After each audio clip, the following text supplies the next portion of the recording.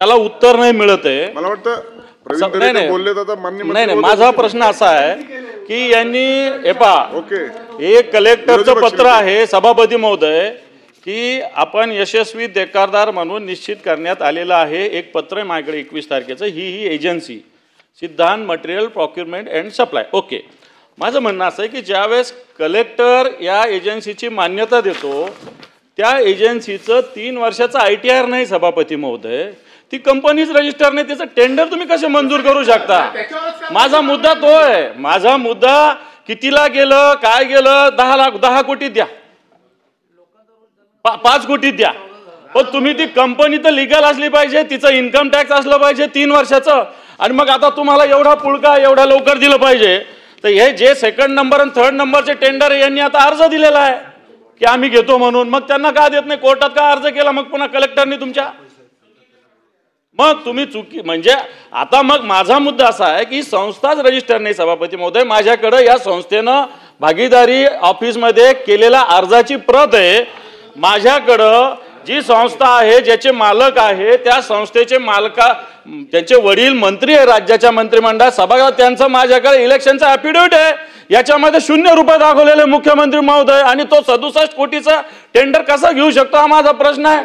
मग 4 महिन्यामध्ये 67 कोटी कुठून येणार आहे?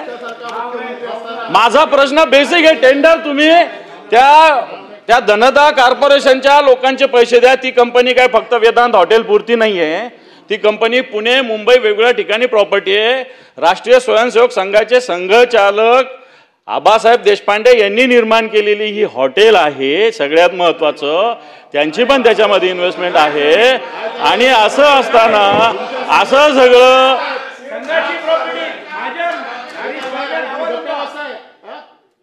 सभापती महोदय माझा फक्त एवढा प्रश्न आहे सरकारला.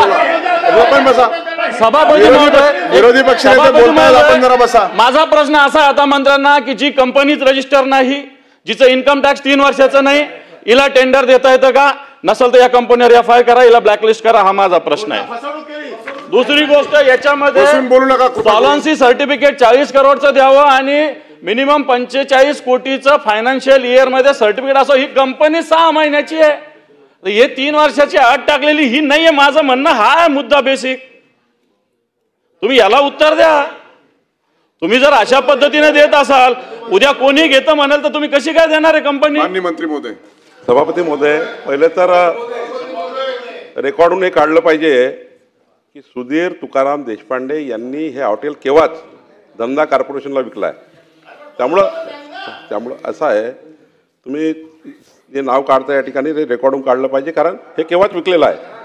सभापती महोदय, खरं तर मी वारंवार सांगतो आहे की याच्याबद्दल जे मान्य विरोधी पक्षनेते वारंवार ज्या कंपनीचं नाव घेत आहे त्या कंपनीने जे काही निविदेच्या अटी होत्या त्यांनी आमच्या प्राधिकाराने निविदेच्या अटी कमी करता आणल्या का? आणल्या.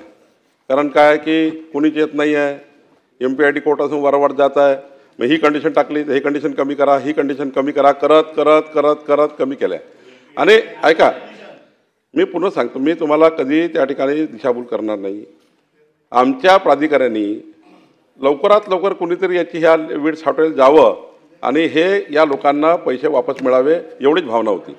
आता या ठिकाणी कंडिशन कमी करत करत करत नेल्या आणि जे लोक आले त्याच्याबद्दल जेव्हा आक्षेप आला तेव्हा शासनाने किंवा तातडीने आमच्या प्राधिकाऱ्यांनी निविदा रद्द केली.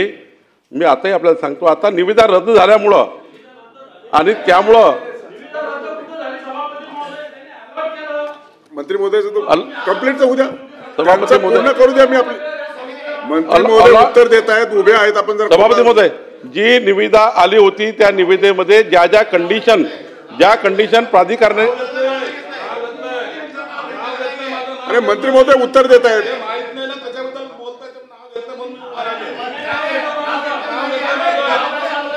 शिरसाट साहेब खाली बसा.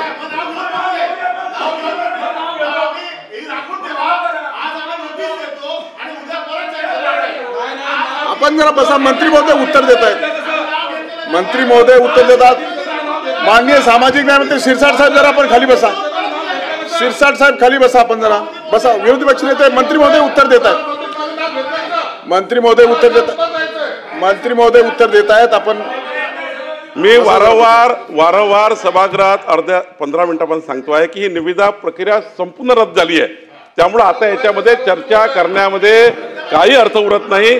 आणि ज्या ज्या कंडिशन प्राधिकरण टाकल्या होत्या त्या कंडिशन प्रमाणे निविदा झाली होती. 25% रक्कम ही कंपनी भरू शकली नाही म्हणून यांची निविदा रद्द केली. त्यामुळं निविदा रद्द केल्यामुळं आता या लक्षवेधीला अर्थ उरत नाही. भाई जगताप, एक मिनिट